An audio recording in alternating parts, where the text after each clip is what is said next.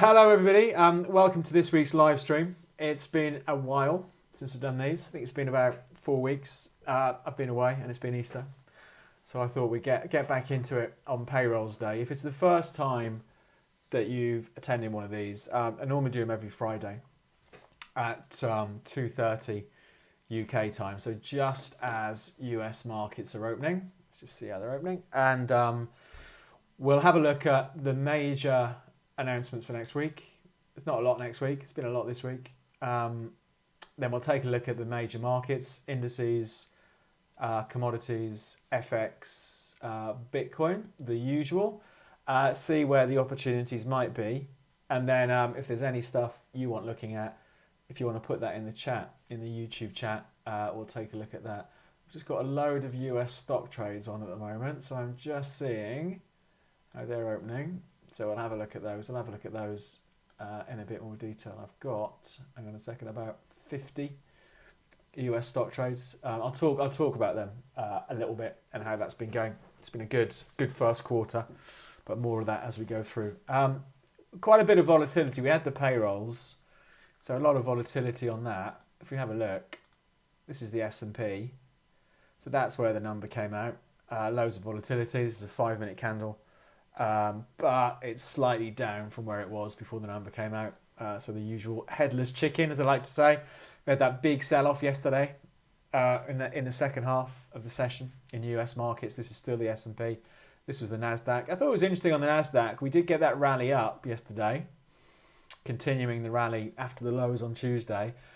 But the trend for the last couple of weeks or so was still down, and that has still held on the NASDAQ. So we're seeing a lot of volatility in US stocks, but not much direction really. The NASDAQ's trading pretty much where it was at the end of Feb. So we'll have a look at this in a bit more detail. Are we seeing perhaps the first sign of cracks in this the latest leg of the bull market? Let's take a look at it in a sec. Before we do it, let's just get some housekeeping done. Let's do a risk warning. This presentation is only for educational purposes. It does not contain and should not be construed as containing investment advice or an investment recommendation or an offer of or solicitation for a transaction in any financial instrument. David Jones accepts no responsibility for any use that may be made of these comments and for any consequences that result. You should consider whether you understand how spread bets, CFDs, futures, foreign exchange work, and whether you can afford to take the high risk of losing your money. Trading is risky. Yes, it is. So next week, what have we got?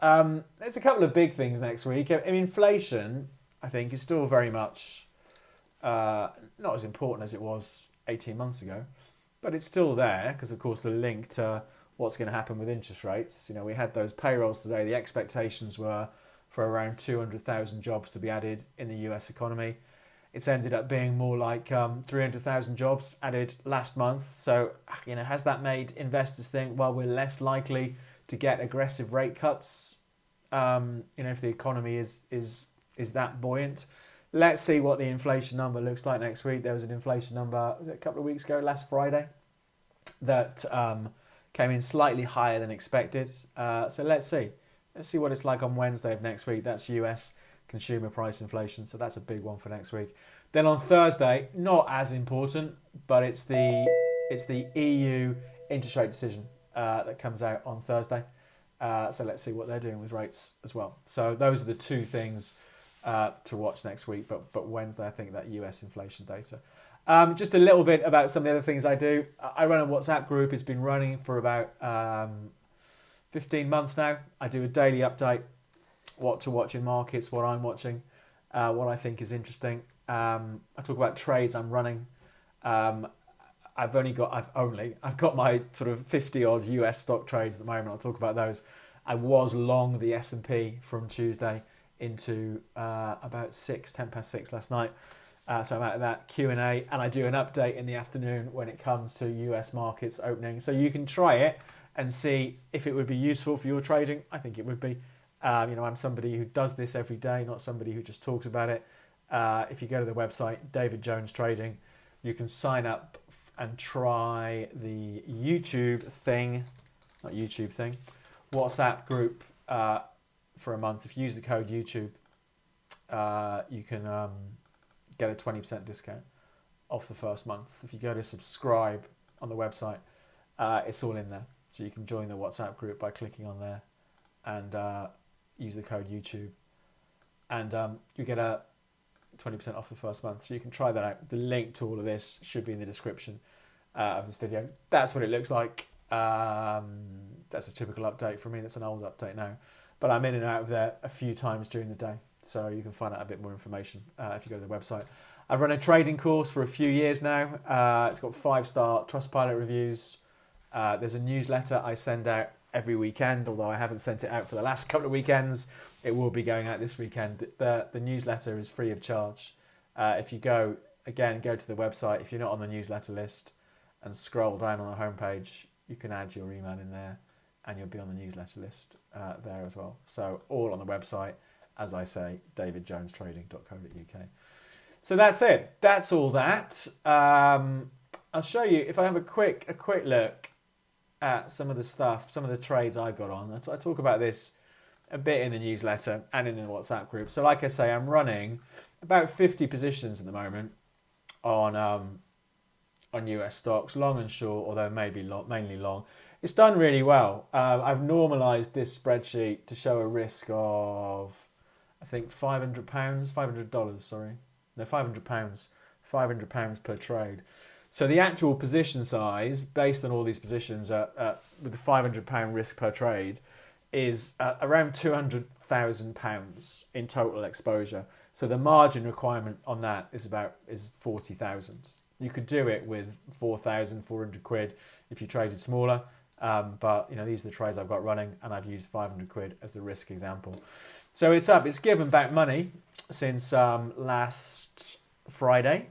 That was the high for the performance so far, was last Friday. But it's up around 11.6 at the moment, based on all the open positions. Obviously, we've been in a market that's been going up. Most of my positions are long, so it's going to do well. It should have made money. I started doing it December the 18th. I think was the first trade in Amazon. Still in that one. There's the P&L chart. You can see it's tailed off a bit over the recent trades as the markets have been a bit more sideways. But it's a big focus for me this year. I've talked about it in the newsletter, talk about it in the WhatsApp group, in addition to all the other markets I look at. US stocks, running a mix of positions over the medium term in US stocks, all based off daily charts. I've got no real interest in intraday charts for US stocks, but it's done so far. So it's up about, what's it up? About 20% 23% on the margin used so far, which is cracking performance, 3.5 months in. I think the next 3 months will be more difficult than the previous 3 months. I think perhaps we'll have a much less one-directional markets, but let's see how that goes. So that's been a new trading thing for me this year. I have traded stocks before, and I wanted to go back to have a more relaxed approach to markets. So lots of risk, but off daily charts. But any questions about that? I can see a couple have come in. Fire them into the chat, and I'll happily talk about that. But let's have a look at these markets. So where are we? Let's start off with the S&P. I thought, we had that big slide yesterday. I think it was the biggest one-day fall for the S&P since the middle of Feb. That big sell-off in the afternoon. There we go. These are hourly candles. And what I think is perhaps interesting, if we look, this has been a lovely trend in the S&P 500 and in other markets since October of last year. So the market's gone from about 4,100 to 5,2 and a bit. Great move up. This trend line has done a great job. Blah blah blah. Here we go. But the moves we've seen over the last few days, or let's say this week, it's the first time we've seen this trend line taken out. So some people might see that as a cause for concern. I think it's interesting, but for me, if you've watched any of these things before, I will usually consider the first break of a trend line as a false break of the trend. So for me, I'm still bullish in a nutshell. If we started to take out maybe the 5,100, 50/40 type levels, I would think that, okay, perhaps this market is actually now starting to roll over. So I think it's going to be an interesting week next week. You know, that level, let's call it 50-50, is only 100 points below where the market, excuse me, is trading now. So if we did see these markets under pressure next week, that would get, you know, that could well be taken out. But for me, I am still quite happy to buy the dip in US stocks for now. But I think we could be in for an interesting week next week, particularly with the inflation data out next week. So some volatility. If I was doing a trade today, actually, if I was trading the S&P today, I'd probably ignore it and leave everything till Monday. But if I had to do anything today, I'd be a buyer. I'd be a buyer of this. The closest I'd have my stop would be under the lows from yesterday at 51.40. Maybe a bit further, you know, given the volatility we've got in this market at the moment. But, you know, I think it is interesting that we have seen the first move through that trend line since that trend started in October. So how many months ago? November, December, January, February, March. 5 months ago. So 5 months this trend's been running for. Let's see. But for me, I am quite happy to buy the dip for now, at least. Let's take a look at the NASDAQ 100. You know, similar there. Arguably, you know, this has struggled a bit more than the S&P in recent weeks. If I picked up on that same argument, looking at a trend up until the all-time high, you know, it has just started to fall out again. We've got this support on the NASDAQ, 17,790 or thereabouts, which has been good support going back to the end of Feb. So it's been pretty sideways for the last 6 weeks or so. Let's see what happens today. Do we see that level hold? But for me, still positive here, although accepting, you know, quite a bit of momentum has left that market in the last 6 weeks or so. So let's see. I think it's going to make for an interesting week next week anyway. But for me, if we flip this over to the hourlies, you know, there's the NASDAQ. There we go. If I let's tidy it up a bit.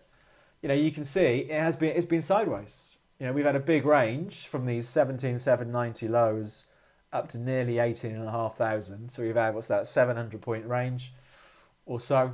So about 5% range, something like that. But no real overall direction.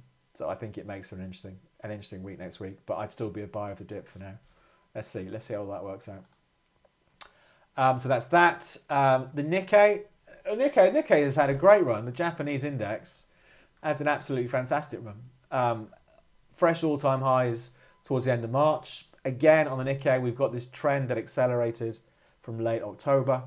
38,000 has been something of a floor for the Nikkei going to the end of September. For now, at least, I'd still be buy the dips on that one.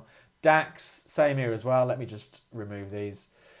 So I think it's quite easy to perhaps panic when we have a bit of pressure on the stock markets because we have been spoiled. You know, if like me, you're trading all these positions on all these different stocks, it's great because every day you log in and there's a bit more profit. It feels like free money. So when we have markets that are a little bit under pressure, it's easy to get panicked. But I think we've got to try and view it in the grand scheme of things. So for the DAX, you know, for me, you know, again, fresh all-time highs on the DAX in the last week or so, 17.6, which is about 500 points below where we are now. There's been good support. I'd still be buy the dip on that. FTSE, as usual, the FTSE's doing his own thing. You know, pretty sideways over the last 13 months. It moved to the top of the range just in the last week or so, up near 8,000. You know, these are all-time highs for the FTSE, up at 8,050, let's call it. So perhaps if it breaks out, it starts to get a bit more interesting. And perhaps if other markets come under some pressure, the sort of stocks that are in the FTSE, you know, the classic defensive blue chips that pay a dividend might become more attractive again. So, you know, even if we saw US markets under pressure, we could still see the FTSE outperform maybe. I don't know just yet, but not much interest for me in the FTSE. But let's see what happens if it starts to break through sort of 8,050. The Australian index I thought was interesting. I missed the buy on that. We've looked at this a bit in the past, and this is really the reason I added it to my watch list was because of a live stream, when it came up in a live stream. But we'd had these highs in the Aussie index from the summer of 2021, and again Jan 22, April 22, Feb 23, Jan 24. It couldn't get through sort of 7,600, but we have seen it break as this year has gone on. So for me, this is obviously a breakout. I'm a trend follower. I want to be a buyer. I was thinking about buying it back then, but I was away. I think that's an interesting one for next week. I'd like to be a buyer of the dip if we see stock markets calm down. I think the Aussie index is an interesting one for me, looking for a swing trade on that to see if this thing is going to move higher. But let's see what happens. So lots to watch. My main focus, or not my main focus, but the bigger focus for me at the moment continues to be stock markets. I think with that US inflation data coming out next week, it could be an interesting week next week. Let's see what happens. The dollar index, you've had a bit of a move on the dollar. There we go. This is the hourly chart off the payrolls. So we've seen about a 40, 50 point move for the dollar index. I'm still bullish on this. I think it's I put it in the WhatsApp group yesterday.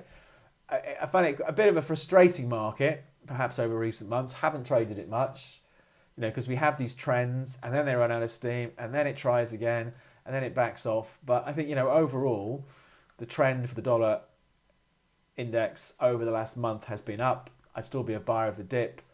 I think it's interesting if it starts to perhaps cool off a little bit this afternoon. After this surge on the back of the payrolls, I'd still be a buyer.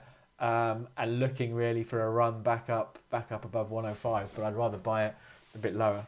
Let's see what happens. And of course, because this market has been perhaps a little sideways this year, it feeds into other markets as well. If we look at pound against the dollar, that's the pound against the dollar since the beginning of December.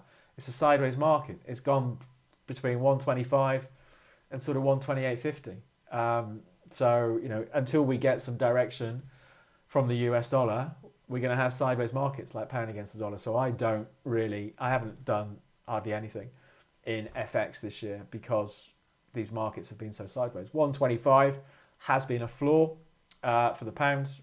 Let's see. And the same if we look at euro dollar. There we go. Euro dollar. All a bit scrappy, all a bit messy since December because, of course, the US dollar is going sideways. So currencies quoted against the dollar, we're seeing a similar amount of sideways-ness going on. So for me, the dollar index is the one I look at every day. I'd buy the dip on that, but I don't want to chase it where it is now. So let's see. So that's that.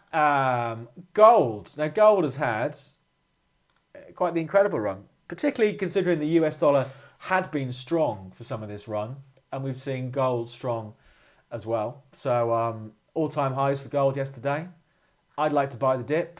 It's not dipping that much just yet. It's just on the brink of 2,300 at the moment. But a great run in gold, breaking out through again, these old levels going back to 2020, around 2,075 on gold. Bang, bang, bang, and we get the breakout over the last 5 or 6 weeks or so, and the market's up about 5%, something like that. So I think it's interesting, a great break on gold. Is this the new bull market on gold? It looks like it, doesn't it? At the moment, it does to me anyway. But I'd much rather buy a dip on gold. But the risk is, of course, if you wait for the dip and the dip never comes, the market goes away without you. So I think it's interesting if we did get a bit of a shakeout and pushed it back towards 2,200, 2,150. I think it's quite an interesting trade down there. But an undeniably strong market at the moment, the price of gold. Silver woke up as well. Silver, if I take this out to perhaps the beginning of March, after being a pretty boring market for some time, silver, it did finally get a move on. But I do wonder, $27 has been a problem for silver going back a couple of years now. So do you believe the break in silver? So it's had the briefest of looks above 27. If I had to do a trade, I'd probably go short. That's what I would do. I wouldn't believe the break in silver. Go short where it's trading now, 26.80. Give it a wide stop, perhaps a stop up at 28, and see if it gets knocked back below 25. But another interesting market to see what happens up here. It has, like I say, it's been sideways for a long time, the price of silver. But let's see what happens. But for me, yeah, it seems to go nowhere for ages, have a surge, and then just give up again. But another interesting market to watch, I think, the price of silver. Oil has had a run. So I have traded oil a bit this year. I've not been in this latest run higher, but going off the dailies, this is where we are on oil. The run that started in December, or for the lows in December, down around 67, 68. And here we are at 86. It's a 30% move since December.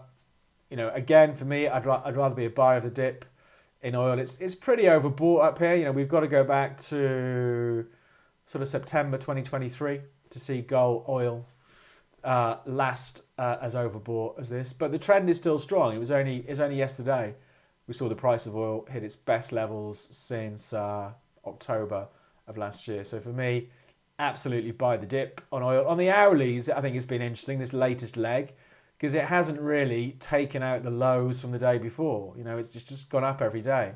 So again, if you saw it sell off today, one area, today on Monday, one area I'd be watching, these sort of 85, 84.50, 85 lows, 84.50 from Tuesday of this week and 85 from yesterday. Let's see. But a great trend in oil going back to sort of the end of last year. Still looks pretty strong. Is it going to run into some problems? I think so. I think it might do. We've had this 30% move. We have these old highs on the way down around about where we are now, about $87 from October last year. So perhaps at least a bit of cooling off from up here. But again, like I say, if it gets put under some pressure next week, it starts to look like an interesting market. Natural gas. I did buy natural gas. I got stopped out of it. I hate natural gas. But I don't know with natural gas. I mean, I did think, it was trying to stage a recovery and build a base. It's been a little bit quiet, hasn't it? So I suppose if you absolutely wanted to be a bottom fisher, that could be an interesting job. Bottom fisher in natural gas. The old lows, the lows from Feb, around about 156, could be one reference point, but fairly directionless over the last couple of months or so. Heating oil has been an interesting one. I mentioned this a bit on the WhatsApp group. The trend for heating oil has been up for the last year or so. It's been bobbling around 260. I do wonder if perhaps over the last few months we've seen a base built for heating oil ahead of these old 250 lows from December last year. Do we see it get a bit of a move on? Let's see. Let's see what happens. Cocoa. I mean, it's been an incredible market, cocoa. There were a few stories just ahead of Easter about how expensive Easter eggs were going to be because of the price of cocoa. I mean, it's just been nuts. It ended last year around about $4,000 a ton, I think it was, and went above 10,000 by April. 1st of April Fool's Day was the high in cocoa. Is there any meaning in that? So a phenomenal move in cocoa. The thing had been trending higher anyway. There we go. So that was the trend. Just into October last year, that was the trend. And ba-bang, here we are. I do wonder if it's gone too far because it has just gone up like a rocket this year. Have we seen perhaps the last sort of parabolic blow-off in cocoa? Let's see. But it's always, I think, an interesting market to watch. So that's it for me, really, for the markets that I think are interesting. Oh, Bitcoin. We didn't do Bitcoin. Let's take a look at Bitcoin. Where's Bitcoin? Here we go. A little bit sideways as well. We do have, if I was a buy, the trend is up since November 22. We're way away from the trend line at the moment. It was doing a reasonable job, this trend line, on the way up till September, October. There we go. That was the trend in Bitcoin. It's accelerated away. We did have fresh all-time highs very briefly on Bitcoin, up above the old highs, up above the old 70,000 highs. So again, it's a breakout, it's bullish. If I was a buyer now, I've got the level marked on the chart. I'd have my stop the other side of 59,000. Clearly it's a volatile market. We need to give it a bit of room to move around. So let's see how that performs over the next week. But for me, the trend is still up in Bitcoin. But like I say, the interesting markets for me next week. Stock markets, what are they doing? We're seeing a bit of a bounce back. That for me will be a big focus. Dollar index, I would like to buy a dip if the thing dips. Gold because it's been so strong. Here we go, just below the fresh all-time highs from yesterday. At the moment, I'd like to buy a dip there, and the price of oil, because the trend has been up going back to the end of last year, has accelerated over the last week and a half or so. Will there be an opportunity to buy the dip? And that's it, really. Let's have a look at my little stocks, see what's moving so far today, what the big movers are. General Electric. I did get out of this one. I'm trying to get back into it again. What a trend that has been in General Electric. What's that done this year? GE. So they started the year at around about, let's call it $100. And here we are at 153. Big old stock like General Electric, up 53% this year. Amazon, that was the first trade I did back in December. That's interesting. Coming up to all-time highs on Amazon. Let's see what happens. ETN, this is my biggest winner. Eaton Corporation. Absolute great trend. If only all trades were like this, it would make trading a lot easier. Just steadily plods higher. I do have some shorts in there. Obviously, the shorts aren't doing as well in a market that's running away like we're in. Dollar Tree is one of my shorts. I'm in profit on that. AEP is another short that's slightly against me, but it's mainly all long because, of course, as a trend follower, you don't want to be long. So the profit has bumped up. I can't remember what it was when we looked at it. It was about 11.6. So since the market's opened, it's up to 12.3 now. So it's bumped up a bit, not surprisingly, because the market has opened stronger. So I'm still down for the month. I think it's not quite where it was at the beginning of the month a week ago, because we have seen markets a bit weaker. But let's see. So let's see what happens next week anyway. So that's that. I'll talk a bit more about the first quarter's performance in this weekend's newsletter. So if you're on that list, you'll get that this weekend. But now we'll take a look at any of the things that you want to look at. If you want to try out the WhatsApp group where I talk about the trades I do during the day, go to the website, use the code YouTube to get 20% off the first month. But let's take a look at some of these questions that come in and some of the stuff you want to look at. 50 companies. Are you not diluting your focus? No, is a quick answer to that, Mark. So for me, if I go back to the trade I did here, so the very first trade I did, 18th of December, so I bought Amazon at 153 with a stop at 128, based off the daily charts. So let's bring that one up, Amazon, back on the 18th of December. You know, I don't really care what they do day to day when I'm in them. You know, so I did the trade back in here somewhere, whenever the 18th was. There we go, around about there. And there's not a lot for me to do until the stock moves a decent amount and I can think about trailing a stop loss, or I can't remember what my stop was on that. Stop was 128, or I've got a stop in place if it falls. So even though, you know, I run all these different positions, there's not much to do. You know, the ones in bold have all moved enough that I've now got a trailing stop. Everything else is hasn't moved enough yet. And all I do, I've got the list, I've got the watch list of stocks in here, and I just keep a quick eye on what's moved during the day. Does anything need attention? You know, Amazon, I haven't got that, I don't think, on a trailing stop yet, but I just need to have a look at it because it's had a bit of a move today. Eaton, I know that's on a trailing stop. So actually, it's surprising low maintenance. You know, for me, having all these positions, finding the stocks takes me about under an hour a day, and then there's maybe half an hour of just checking up and seeing what's moving. You know, because a lot of the time, there's not a lot to do. You know, let's pick something that's not done much, for example. So Microsoft. So I bought Microsoft on the 12th of Jan. Bought them at 386, stop at 340. They're currently 422.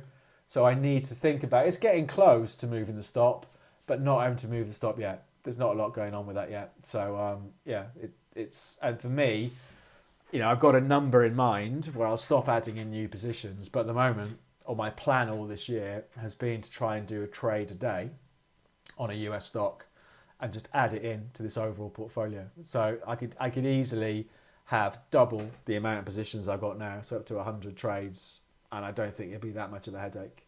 So, because I'm not that bothered about what each individual stock does on the day, and it's very easy just to whiz through the whole load of them to see what's moving, you know. So yeah, it's not an overly onerous, and it's something I've done a lot of in the past. Medium term trading is something I've done a lot of in the past off the daily charts, and I much prefer the medium term rather than the short term. I still do a fair bit of short term trading, still do a bit of day trading on the indices.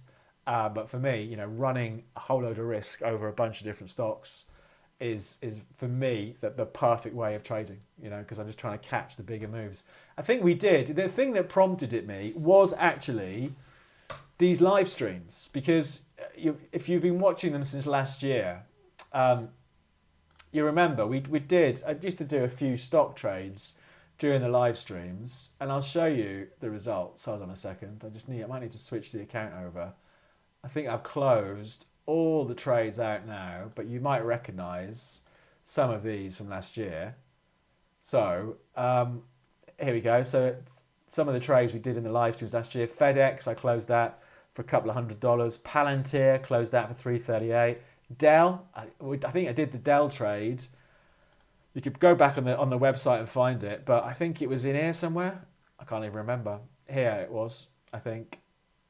December last year, I closed that beginning of March for $800. You can see so many of these trades made money, and there are more trades before that. And I thought, the very relaxed approach of doing a stock trade during the live stream and then just letting it run for weeks, that account was up about 50%.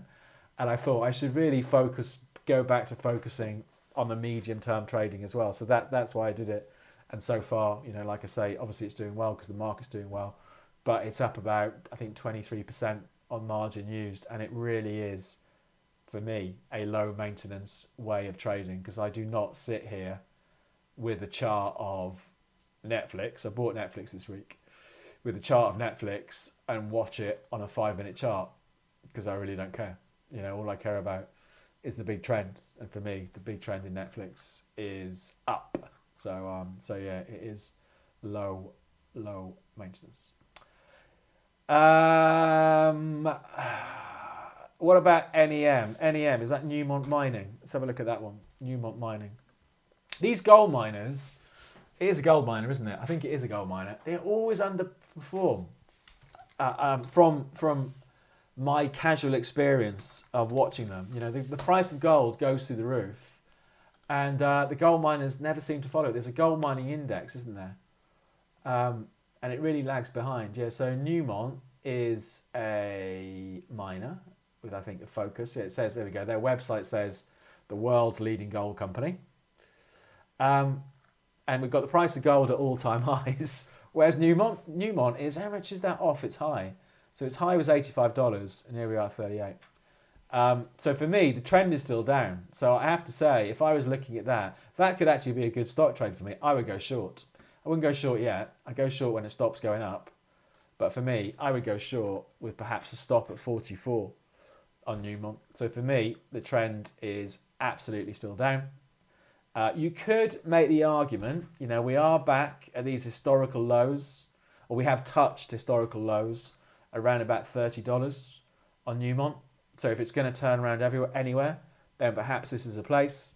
But for me, because that trend is still down, if I had to do anything, I'd be a seller rather than a buyer. But it's interesting, let's come back to it in a couple of months and see if that 30 did end up being something of a turning point for Newmont, and see how it did. But for me, until it breaks that 43, I'd still be thinking it's going to turn down and have another look at 30. So that's what I would do with that one. Tenerife Kev, how you doing? Well, when is time to get back into Lululemon? I did think, I mentioned in the WhatsApp, didn't I? I thought that was going to recover after those earnings, but it never did. So Lululemon is it's not just women's leisure wear, is it? But I think that's what they're known for, isn't it? The whole leisure wear, as the Americans would have it. So yoga and active wear is the old Lululemon. Got absolutely clobbered on earnings. So earnings came out end of March, and the market didn't like it. Why does that keep doing that?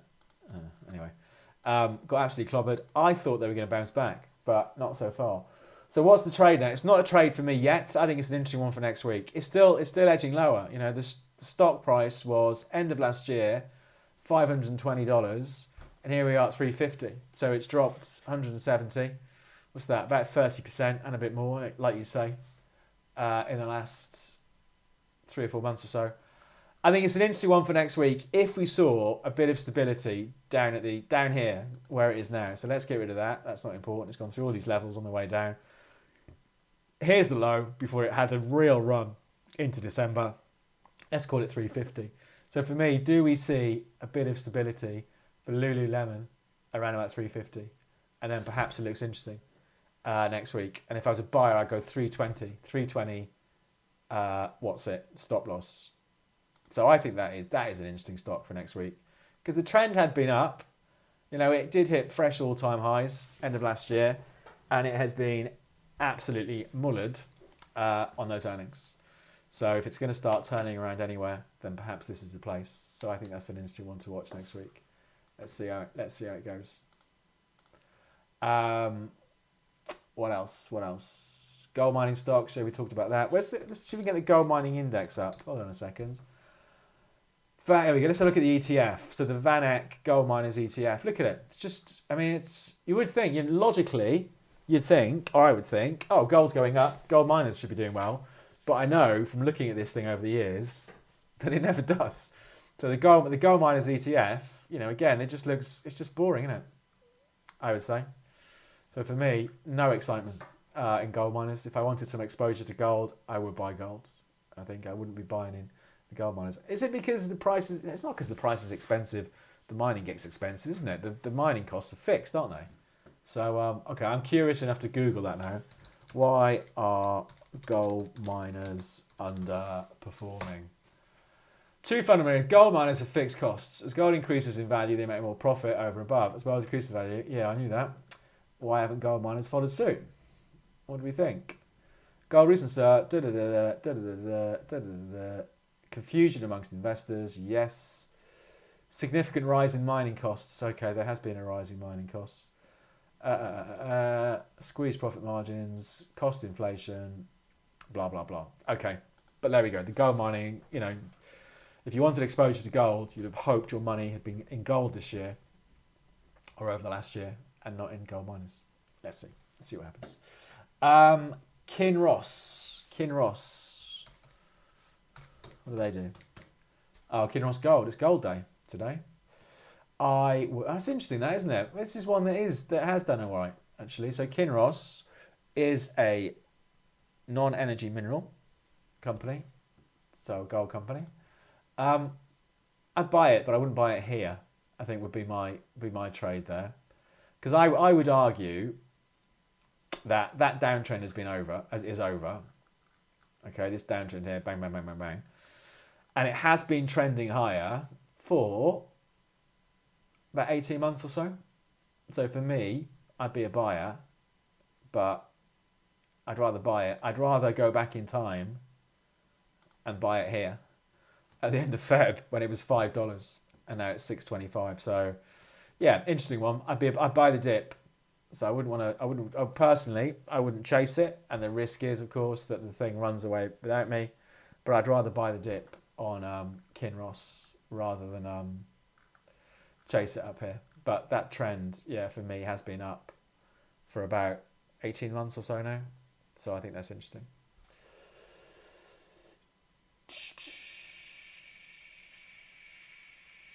Alamos AGI. Oh, gold again. That's a bit like Kinross, isn't it? I mean, the trend's done well. Again, I wouldn't buy it here though. I don't really chase the market. I'd rather buy it back down below $12. So the same again, really for me. I'd want to buy it, but I wouldn't buy it up here. What have we got that's not gold? Do you know the difference between London cocoa and New York cocoa? No. New York is down 3% today. Okay, the old crazy cocoa. Let's have a look at that. So it's down 3%. And London is up 1%. Let's have a look. London cocoa. It does get confusing, all this stuff, doesn't it? What's that? Oh, that doesn't get updated past December. Okay, so that's not much good, is it? London cocoa futures. Don't know. Is it an exchange rate thing or is it something else? I doubt it. I don't know. I would. It's always a tricky one though. It's like coffee and Robusta coffee. I think it's trying to pick the right market to trade. So no, I don't know. That's one for Mr. Google. I think the difference between the two cocos. I mean, clearly the trend has been the same for the two, but yeah, not sure what's going on there. So that's London cocoa intraday chart. What does cocoa look like? It doesn't look vastly different, but a little bit different. Is it to do if it's down? So if cocoa's down 3%, US cocoa, I wonder, is it to do with the closing times? How's that for a guess? So US cocoa shuts at 6:30 UK time. When does London cocoa shut? 10 to 5. Maybe it's a slight difference there, because the overall trends seem pretty much the same. Let's see. So that's it. I think it's where the cocoa comes from. It is, yeah, because I think maybe it's a Brent crude and a US West Texas crude thing. Don't know. That's our little task for the afternoon. What's the difference between London cocoa and US cocoa? I still think it might be a closing hours thing. And I think that's it. If there's nothing else, I think we're done. So like I say, I think today is one of those days. I put it in the WhatsApp group this morning. If you wanted to not bother because of the payrolls, perfectly sensible thing to do. Let's all let the dust settle and see where things are on Monday. But for me, into next week, stock markets, for me, the big ones to watch. I'm expecting a bounce back. We're having a little bounce back today. I think it's worth noting that the trend line has been cracked a little bit in the last couple of days, but the trend is still up from late October. So for me, I'm not worried about a stock market crash just yet. I'm still buying the dip, but I think it's worthy of note that it has come under some pressure. You know, I had a good quarter trading stocks. I think the current quarter will be different. I'm expecting, not for stock markets to replicate the sort of move we've had since October, but let's see. But I think it will be a harder quarter, but overall, I think the trend is still up. So for me, stock market's still interesting to watch. Obviously, gold, because it just carries on up, a fraction below the all-time high at the moment, about $3 below the all-time high. And crude oil, because it has had such a good run. I'd still be by the dip on crude oil. Let's see. But apart from perhaps a stock trade that I'll put in the WhatsApp group that I'll do in the next hour and a half or so, that's probably me done for the week. So we'll see. We'll see where it all goes. So we'll wrap things up there, unless there are any more questions. Oh, what's that? CMM.ASX. Is that an Aussie? CMM on the ASX, Capricorn Metals. So have a look. It looks a bit... I mean, I never really like these small stocks, but it's had a great trend. I'm presuming that's in Aussie dollars, isn't it? So it's 5 Aussie dollars and a bit. I would buy the dip and I'd wait till it stopped dipping. So for me, we had the old highs from Jan 2023 in Capricorn Metals. If you thought this was a valid breakout, then it suggests the market's going to go higher. I'd be a buyer of the dip. I'd want to see where it stops dipping. And the closest I'd have my stop, to be honest, I'd probably still have it the other side of these Feb lows. They're only 6 weeks ago, but around about $4.20. So I think, but overall, that still looks positive. So let's see. We'll wrap things up there. Like I say, to try the WhatsApp group, go to the website, use the code YouTube to get a 20% discount off the first month. You can see how it works. I'll send out a newsletter thing this weekend, talking a bit more about stock markets and my approach to US stocks. Go to the website, davidjonestrading.co.uk for more info. But otherwise, we will wrap things up there. We'll see where these markets end up today, whether yesterday was the first day of the bear market, but yet another opportunity to buy the dip.